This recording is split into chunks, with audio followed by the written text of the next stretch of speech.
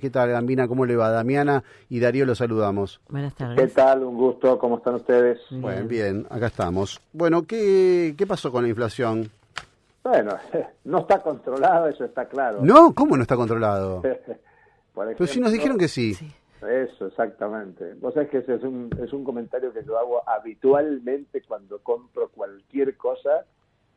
Bromeo con cajeros de supermercados, de tiendas, diciéndoles, che, ¿cómo es posible? Aumentó esto, porque compras algo que vale más que la semana pasada. Siempre, todo. Días, que sí. Todo aumenta. Sí, sí. Y el dato elocuente, si ustedes quieren, es el dólar, el tipo de cambio. Ustedes acuérdense cuando se cambió el mecanismo y se estableció esto de las bandas, el gobierno juró y perjuró que el dólar iba a andar por el piso, por el piso de la banda, o sea, cercano a los 1.000 pesos. Y bueno, está superando los 1.200, 1.250, hoy bajó un poquito, pero está acercándose a los 1.300, digamos, se está acercando al techo. Uh-huh. Y bueno, y el dólar es un precio relevante en la economía argentina. Ustedes piensan que el propio gobierno tiene el diagnóstico de que los precios subieron mucho en diciembre del 23, enero, febrero, marzo del 24, porque había una expectativa de un dólar que iba a estar por encima de los 2.000 pesos, incluso más arriba, y que muchos pusieron precios en sintonía con ese tipo de cambio. Y claro, a partir de ahí el gobierno metió una presión fortísima para contener la evolución del precio del dólar, todo lo que pudieron hasta ahora. Hasta ahora. Ahora, Julio... dijo, no va a haber devaluación, claro. Y yo digo esto, bueno, no se quedó en 1.000, está en 1.250. Lo que notamos, nosotros los que habitamos en Buenos Aires y en Argentina, es que los sueldos no están equiparados con esto. O sea, sí, bajó la inflación, pero cada vez, de a poquito, van aumentando los precios en los supermercados, hasta en los mismos chinos, que son los que más estabilidad a lo mejor tienen muchas veces, se aumentan de a poco, 100, 200 pesos todos los meses, pero los sueldos quedan estancados, prácticamente nulos, y vamos quedando cada vez más abajo en el circuito de esto de los precios. Entonces, por un lado vemos, sí, que bueno, bajó la inflación, pero por otro lado el sueldo no te alcanza para nada, porque todo va aumentando, de a poquito, pero aumenta. El tema es que no aumentan los sueldos. Pero justamente, Gambina, a raíz de lo que dice Damiana, ¿por qué seguimos comiendo el verso de que la inflación le ganó a los sueldos? ¿Por qué? Bueno, a ver, porque esa explicación la entiende hasta un chico que no terminó la secundaria, la entiende. Hubo un gran aumento, que lo que ustedes decían en 2023, principio de 2024, que fue un gran salto en donde los precios supuestamente estaban retrasados, ¿no? Bueno, y a partir de ahí, después se empezó como a empatar, es decir, si la inflación cuando se reguló que subía un 2%, ahí recién los sueldos empezaron como a subir y a subir un 3%, entonces ahí sí le estábamos ganando la inflación, pero todo el principio, que fue donde se desacomodó tremendamente, ¿por qué eso no tiene ningún ajuste? ¿Por qué seguimos mirando para otro lado como diciendo, no, los precios? Y cualquier pibe de 15 años se da cuenta de que esto no fue así. Bueno, es relativo que cualquiera se da cuenta, porque la explicación sería más política que económica. Hay una parte de la población, en general puedo mencionar a los sectores más empobrecidos, que uno dice debieran darse cuenta que están sufriendo y sin embargo siguen manteniendo expectativas de que alguna vez les va a tocar, porque es una razón política. Se ha trabajado mucho mediáticamente, sin perjuicio de que no hubo soluciones estructurales en los últimos 4 años antes de este gobierno, o en los 8 años antes de este gobierno, o si ustedes quieren, en términos más globales, en décadas no se ha resuelto el tema, porque nosotros la Argentina se ha acostumbrado a un nivel de pobreza, digan las cifras que quieran, del 30 al 50%. Algunos gobiernos ya hemos bajado y estamos en el 34%, bueno, has bajado del 50 que estabas, del 57 que estabas, pero hablar en la Argentina de 30% de pobreza, 35, 40% de pobreza es un delirio. Eso no existió nunca en la historia de la Argentina. La Argentina tiene una imagen de país próspero en el siglo XIX, comienzo del siglo XX, Digamos que estos datos de empobrecimiento son de la década del 90. Claro, alguien de 40 años que nos escucha dice, bueno, es toda mi historia, es mi vida, pero no es la imagen que hay de la Argentina respecto de los países de América Latina. Argentina se ha latinoamericanizado y hay muchos sectores empobrecidos, y entre ellos los sectores más jóvenes que tienen una vivencia de la política de una temporalidad más cercana. Hay una fuerte insatisfacción con este tipo de razonamiento que ustedes y yo podemos hacer, pero claro, no toda la población razona de que acá hay un plan deliberado para empobrecer más, porque es lo que está aconteciendo. No, es muy triste, inclusive, Julio, los jóvenes directamente piensan en ir a Nueva Zelanda a juntar kiwis, ¿no? Claro, por un montón de dinero, cosa que acá saben que si laburan para empezar, de bachero, o si trabajan en una de estas cadenas de cafetería muy reconocidas para el afuera, encargado de local, ganan 400.000 pesos por mes, estando 8 o 9 horas y teniendo a lo mejor un franco por 15 días. Ayer se vanagloriaba en televisión Federico Sturzenegger de que en año y medio de gobierno Milei se han despedido 50.000 trabajadores del Estado. Como diciendo, y eso le hemos devuelto poder adquisitivo al sector privado. Y claro, la pregunta es, ¿y esos 50.000 de qué están trabajando ahora? Para manejar Uber, Didi. Sí, incluso Uber y Didi, hasta aparecen los datos que lo manejan investigadores del CONICET de primerísimo nivel, porque no alcanzan. Y muchos profesionales, claro. Generalmente todos en este país tenemos más de un trabajo, todos tienen multitrabajo. Bueno, pero por eso digo... pero los más jóvenes, ¿cómo van a hacer para arrancar, para poder salir, ir a alquilar, hacer su vida, estudiar y trabajar? Siempre fue complicado en este país, siempre. En los años 90 también lo fue. Claro. Pero ahora está complicadísimo la subsistencia y el sostener el nivel económico de vida para poder llegar a fin de mes. Y por otro lado, los chicos adolescentes que salen, ¿qué les decimos que estudien? Inteligencia artificial, todos van a salir expertos en IA, ¿no hay otra cosa para estudiar? No, y aunque sean expertos en inteligencia artificial, no todos los expertos en la tecnología de última generación van a tener la aplicación que se imaginan.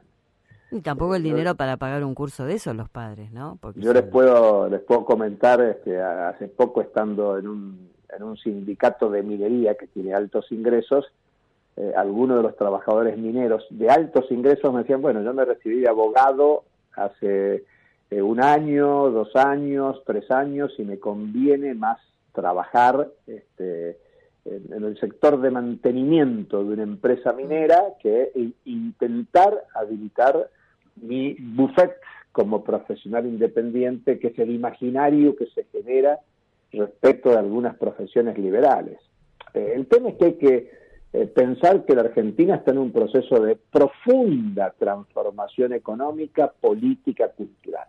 Digamos, yo soy bastante mayor, tengo mi imaginario construido de joven de los 70, y bueno, el mundo es muy distinto a los 70 del siglo pasado, y la Argentina es muy distinta a la de los 70 del siglo pasado. La pregunta sería, ¿cuál es el sueño de los argentinos actuales? Irse del país. Bueno. Y otra cosa, ninguno puede estudiar, o sea, los profesionales están buscando, usted lo dijo, claro, ya no es más, dice, bueno, mi hijo el doctor, el abogado, no, buscan... Pero incluso un oficio. Ponerle que un joven diga, yo me quiero ir de la Argentina. Bueno, bárbaro, muy bien, ¿a dónde te vas? ¿A dónde querés ir? ¿Cuál es el país de referencia? Estados Unidos está echando a los migrantes, está poniendo el centro del problema son los migrantes, hay que echar a los migrantes. Europa está en la misma dinámica.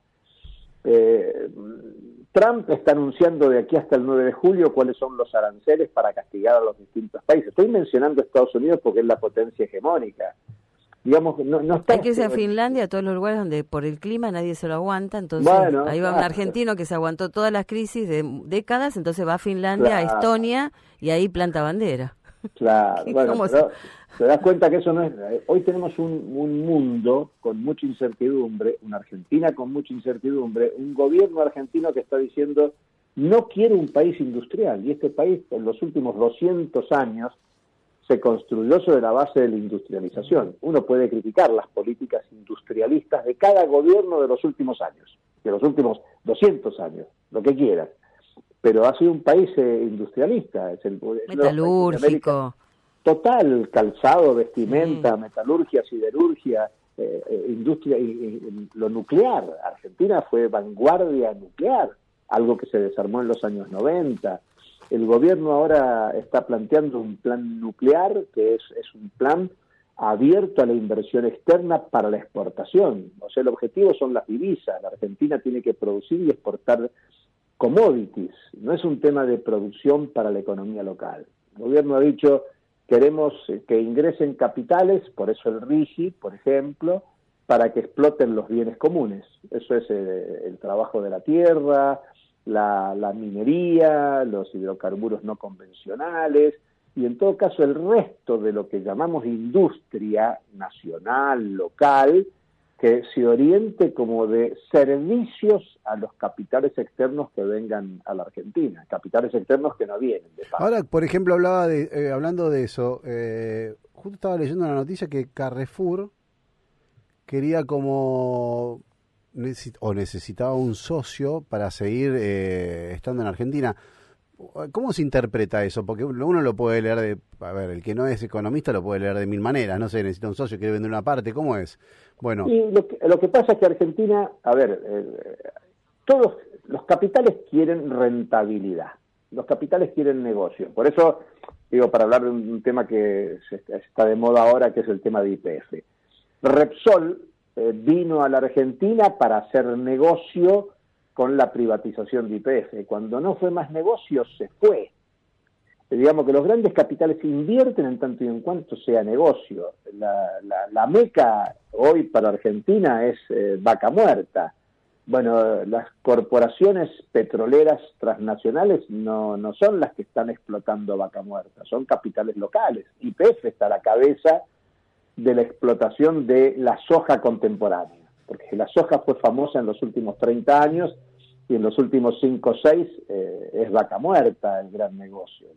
La gran exportación argentina está pasando de la soja a los hidrocarburos no convencionales, pero no es el capital externo el que está dinamizando Vaca Muerta. El gobierno quiere que haya capitales externos y entre esa perspectiva está la privatización de la propia YPF. Ahora todo complicado por el juicio de la jueza neoyorquina Loretta Preska, pero el tema es que el mundo está tan imprevisible hoy que las inversiones internacionales no se dirigen a países como la Argentina. Los grandes capitales mundiales están pidiendo, que el gobierno argentino demuestre que es capaz de lograr gobernabilidad sobre la base de este gran ajuste. Vieron que el gobierno dice el ajuste más grande de la historia, nadie ha hecho Bueno, en el mundo dicen, veamos si tenés éxito, a ver cómo te va en las elecciones de medio término, y ya le están agregando. No nos va a alcanzar con verte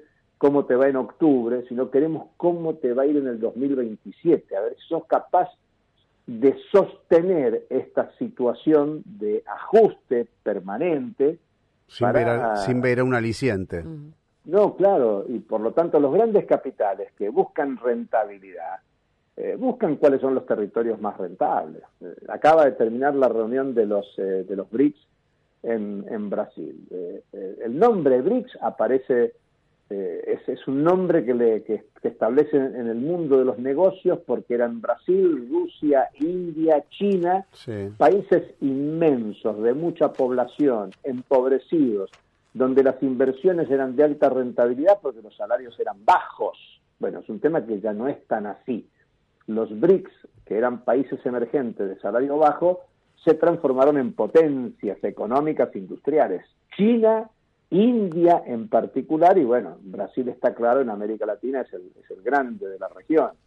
Entonces hay un mundo que está cambiando mucho, por eso Estados Unidos está a la defensiva, intentando generar condiciones económicas para que los grandes capitales vuelvan a Estados Unidos. Digamos que Estados Unidos no está empujando que los capitales vengan a la Argentina para que tenga éxito el gobierno del presidente más amigo de Estados Unidos. En todo caso, lo que Estados Unidos hace, le dice al Fondo Monetario, bueno, dale 20.000 millones de dólares más, porque para el Fondo Monetario 20.000 millones no es nada, para Estados Unidos no es nada. Argentina es el principal deudor del Fondo Monetario, y eso es por un guiño de Estados Unidos, de Trump a Macri en el 18 y de Trump a Milei en el 2025. Donde empezamos, ¿no?, la deuda.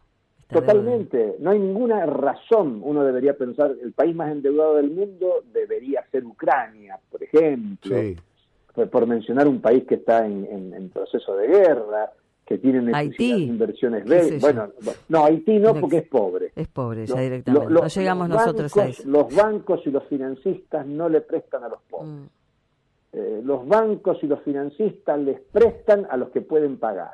Por eso, cuando alguien va a tomar un préstamo, te piden la garantía prendaria. Como tenemos un país tan grande, le damos. Sí, pero ahí le voy a decir algo. ¿Por qué los bancos a los deudores más comprometidos también los favorecen más? Cosa que acá no pasa. Depende de la garantía que ponga. No, depende, pero en realidad cuando un banco para cobrar te ofrece un montón de posibilidades, cuando tenés una deuda grande, sos un gran deudor y tiene riesgo de no cobrarte, te ofrece un montón de posibilidades, cosa que a un pichi que debe dos cuotas de un crédito hipotecario lo funde. Lo ejecutan. Bueno, por eso, entonces ahí es justamente al revés. Es que al pichi no le van a dar, porque al gran deudor hay algo para pedirle. Fíjate lo que está pidiendo la justicia estadounidense, fíjate lo que está haciendo con un fondo buitre, le dice al Estado, pague con las acciones. Imposible hacer eso, pero ponete en la lógica de esa jueza estadounidense que tiene una cabeza de decir, la Argentina tiene cosas para entregar. ¿Cómo le cobra Estados Unidos a Ucrania? Con la utilización de los bienes comunes. Dame tus recursos naturales. Y a nosotros que somos tan ricos, tenemos el principal reservorio de agua potable del mundo. Somos bicontinentales. ¿Cómo no vamos a ser deseados? Históricamente fuimos deseados por todos, especialmente por Gran Bretaña y Estados Unidos. Segunda reserva mundial de gas no convencional. El acuífero guaraní. Total.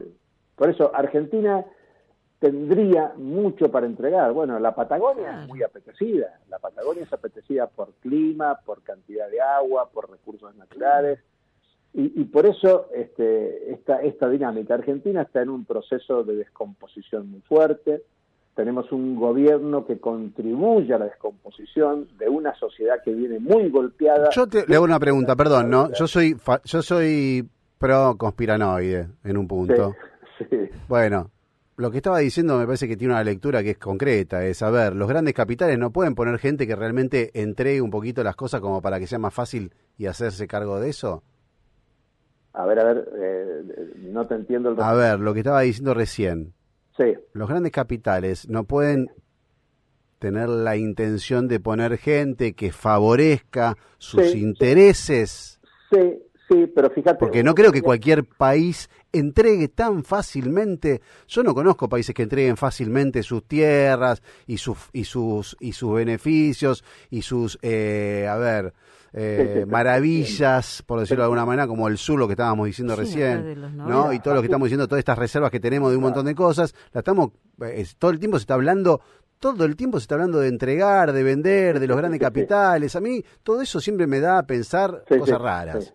Sí, fácilmente no es. Yo te voy a dar un ejemplo. Mira, África es un país riquísimo en bienes comunes, en bienes naturales, y sin embargo ha sido un país explotado, que se inicia la explotación con la cacería de personas. Porque cuando uno habla de esclavitud, fue eso, cacería de personas africanas y trasladadas, por ejemplo, a Estados Unidos, trasladada a Brasil. La clase obrera estadounidense, brasileña, tiene ese origen de población africana cazada. Bueno, en estos últimos años se han producido las revueltas en la zona del Sahel, Burkina Faso, entre otros, y han echado a los colonialistas y están generando una legislación de recuperación de soberanía nacional en los recursos minerales, en todos los procesos de recuperación energética. ¿Qué te quiero decir? Que los países no es que ceden, existió el colonialismo y hoy podemos hablar de mecanismos neocoloniales, por lo cual se apropian de los recursos. La Argentina estuvo muchos años en guerra con Gran Bretaña, y vos tenés capitales británicos que actúan con un nivel de soltura en la Argentina favorecidos por la legislación. O sea que vos has tenido direcciones políticas, instrumentos del Estado de Derecho en la Argentina que facilitó la presencia del capital externo. Británico, estadounidense, alemán, francés, holandés, etcétera, etcétera, etcétera. No es que el capital externo puede poner a cualquiera, y a veces existe la casualidad. Entre estos temas de casualidad puedes pensar en el gobierno actual. Es más, el gobierno actual no le cae bien a algunos sectores del poder económico, político, tradicional de la Argentina. Yo no creo que al diario La Nación o al diario Clarín le guste que Milei esté despotricando permanentemente contra principales plumas de esos diarios. Sin embargo, se lo tienen que fumar, porque lleva adelante el proyecto que el poder económico más concentrado quiere. Claro, exactamente. Milei está haciendo lo que no pudo hacer en la década del 90, y ya que la década del 90, Menem fue una joda. avanzó nos privatizó todo y parte de la Patagonia que no... Pero esto es una potenciación, por eso Milei muchas veces dice esto es 8 veces más que lo que hizo Menem. Esto es más que lo que se imaginaron con la dictadura. Esto, digamos, cuando plantean ayer Sturzenegger, que está anunciando el fin de las facultades delegadas, dice, bueno, ahora vamos a trabajar sobre el tema de las reformas estructurales, la reforma laboral y la previsional. Si algo quieren es terminar con los derechos históricos conquistados por luchas sociales, sindicales de décadas. ¿Y terminar con eso para qué? Cuando dicen reforma laboral, es para generar mejores condiciones para la ganancia empresaria. Pero si eso está claro. Claro, está claro para nosotros. Ojo, yo insisto en esto, que el razonamiento general no transita por ahí, porque pareciera que la culpa del trabajo irregular, lo que mal se llama trabajo en negro, es culpa de los sindicatos, es culpa de los derechos sindicales, sociales, porque los empresarios no regularizan el empleo porque les cuesta despedir, como si el objetivo de la industria, de la producción, sea pensar que en el futuro vas a despedir.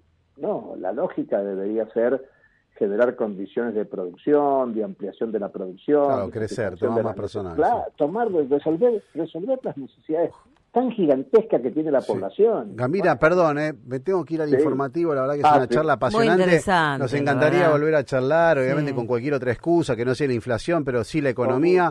Así nos metemos de lleno de nuevo en estos temas que la verdad son apasionantes y nos gusta mucho charlarlos con usted. Así que le prometemos un segundo capítulo.